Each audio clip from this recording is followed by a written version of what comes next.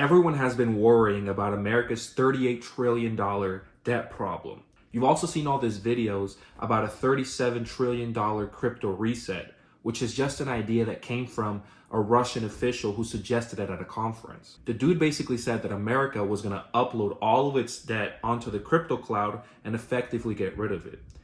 This, however, could not be further from the truth. Today, though, I'm going to show you the truth behind America's $38 trillion debt problem and show you why it is a necessary evil. In addition to that, I'm going to show you everything I'm doing to prepare for it, all in the hopes that you get something valuable out of this video. This is the video structure. People normally think that America's $38 trillion debt is a ticking time bomb.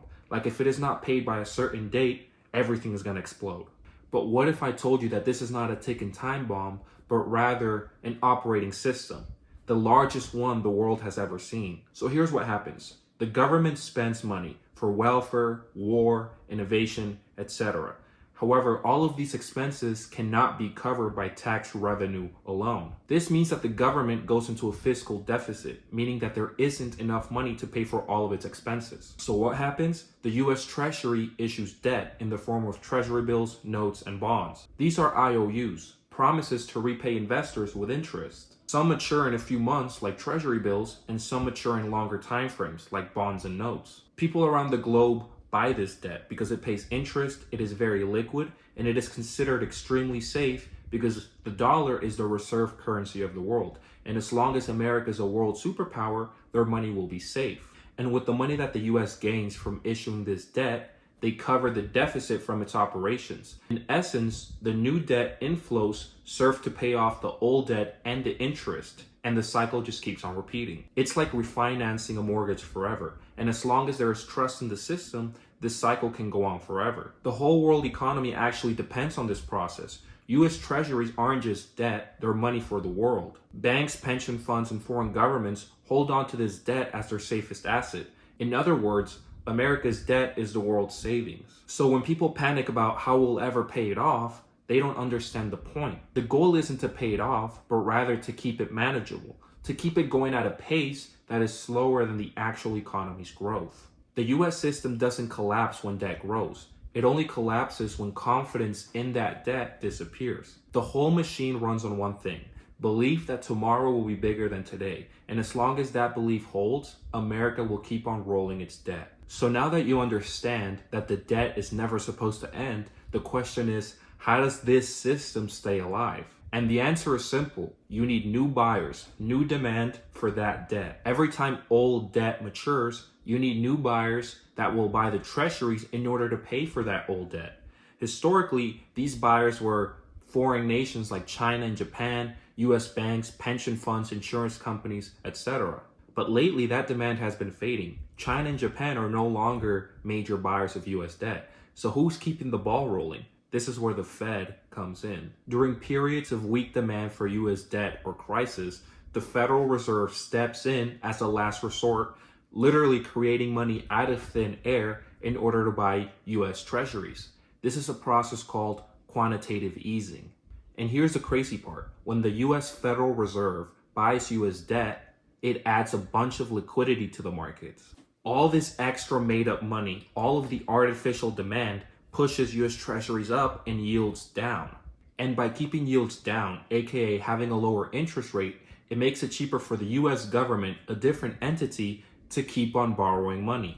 Therefore, the debt wheel just keeps on spinning and getting bigger. But now, thanks to modern technology, there's a new way to keep the debt wheel spinning without having the Federal Reserve print so much money. However, this method still causes inflation. And I am talking about stablecoins and the tokenization of treasuries. Under recent laws such as the Genius Act, which was signed on July of 2025, stablecoin issuers are now required to back every single dollar with US treasuries or cash. This means that every time a dollar of stablecoins is minted, they are indirectly buying up US debt, effectively creating more demand for America's debt. And this is a process that only accelerates as more people get into crypto and learn about this technology. So crypto becomes the next round of quantitative easing, but instead of having the Fed buy up the debt, now it's crypto users who buy up stablecoins and indirectly feed into the system.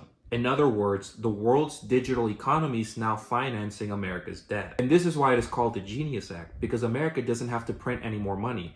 The world will do it for them. Every time a new stablecoin is minted, that is a new buyer for US debt. However, although this is genius in theory, any reasonable person knows that there is no such thing as a free lunch. People are going to pay somehow. In America, this catch is the dollar debasement, the loss of purchasing power. This happens when the money supply grows faster than the actual economy. Here's what I mean. M2 supply, which is the total amount of money circulating in the economy, jumped nearly 40% in 2 years after 2020. And this happened meanwhile real GDP barely moved by single digits in that same time frame.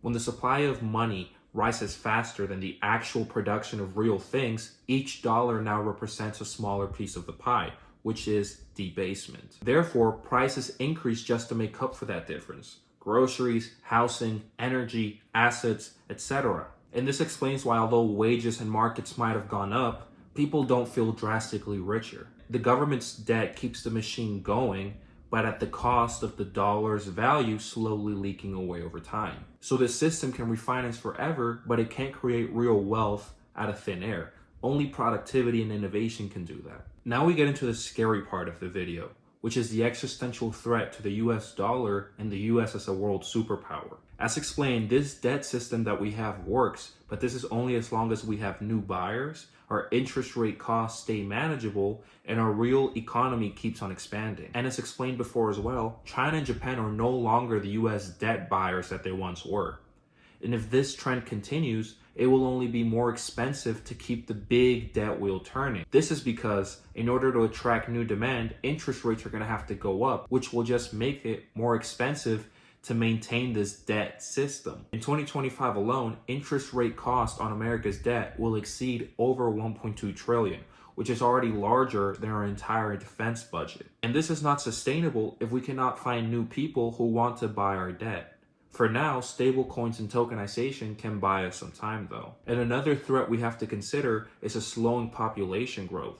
The less people we have, GDP will grow slower, we're going to have less tax revenue, and less people producing real economic value for society. And in the future, if we don't have real people doing cool things and producing economic value, maintaining our debt will be increasingly harder and more expensive. So while the system kind of looks stable right now, it is reliant upon keeping interest rates low, continuing to expand the economy, and continuing to produce people that want to keep maintaining this system. In essence, trust is the biggest thing holding the debt system together. Stablecoins, tokenization, and the Federal Reserve can buy us time. But as explained earlier before, these things come at a real cost, and real people suffer. And if we ever get to a point that we don't have the trust required to keep this debt system going, then we'll really be in trouble.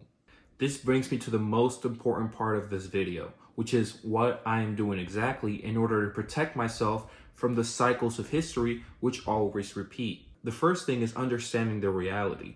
See, the fiat system, the debt system, is far from perfect. Over long enough periods of time, it usually fails and transforms into something else that is still very similar to what it was before. And this is largely because human nature is the same. So understanding this reality, there's two games that we have to play: the fiat game and the hard money game. For the first one, which is the fiat game, we live in the fiat world. Everything is done in fiat terms. The dollar is still the reserve currency of the world, which means I have to adapt to this reality.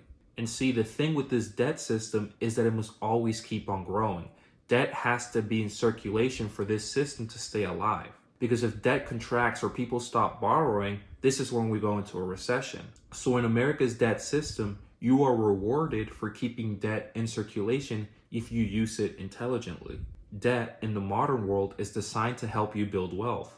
You can use debt to acquire assets and make money. You can use debt to make a business and make money. You can use debt to buy things, resell them, and make money. Debt can be your friend, but you have to know how to use it. So as a 22-year-old, my plan is to use debt to buy assets intelligently. I will be working as a real estate agent, which I made a video about, and my plan is to use this skill to find investment properties and use debt if it makes sense. And this brings me to the game number 2, which is the hard money game. Once you have made money using debt, if you choose to use it, you should put it toward the hardest asset that has ever been created to have ever existed, which is still massively undervalued. This is an asset that is harder than gold. It is mathematically limited. It is truly decentralized and open source. It requires real computing power, which makes it impossible for it to be hacked. And it is so trusted worldwide that you have hundreds of thousands of people that work toward verifying its integrity. And it is also so in demand, so trusted, and so desired by people that it has outperformed the S&P 500 in the last 10 years. And I am obviously talking about Bitcoin. This is the only store of value that transcends time, space, and human stupidity. It is the most incorruptible and transparent way to store the economic energy that you work so hard to create. Bitcoin will protect me and you from America's never-ending debt wheel, which will keep on spinning, but no one knows for how long. Every other asset or store of value can be further printed or created, but Bitcoin is the only true store of value that is genuinely mathematically limited in the Milky Way as of today. The second thing I'll be doing is being smart about how I choose to spend my time in this economic reality. This means that I will be selective in where I put my attention and how I focus on generating money. This has guided my decision to quit my first corporate job and become a real estate agent, because as an independent contractor, I'll be able to ride the wave of inflation as I help people buy and sell homes. And eventually my goal is to acquire property, which will also allow me to ride the wave of inflation as the home value appreciates as the dollar keeps on printing. And the other thing I'm doing is growing my social media assets, namely YouTube, where I hope to build a reputation which will bring me more business opportunities and other things. And the third thing I'm doing to adapt to this new reality is continuous learning. One of my favorite quotes is that not every reader is a leader, but every leader is a reader. And although this may not be entirely true, every person that I look up to is always continuously learning. Michael Saylor himself, who's one of the top voices in the Bitcoin ecosystem, advocates a lot for continuous learning. He himself has read cover to cover Will Durant's 11-book-long History of Civilization. If that doesn't say something, I don't know what will. And in today's world, there's so much information out there that you have to be selective about what you read. So I'll leave some books in the description if you are interested. But as always, I wish you all the best.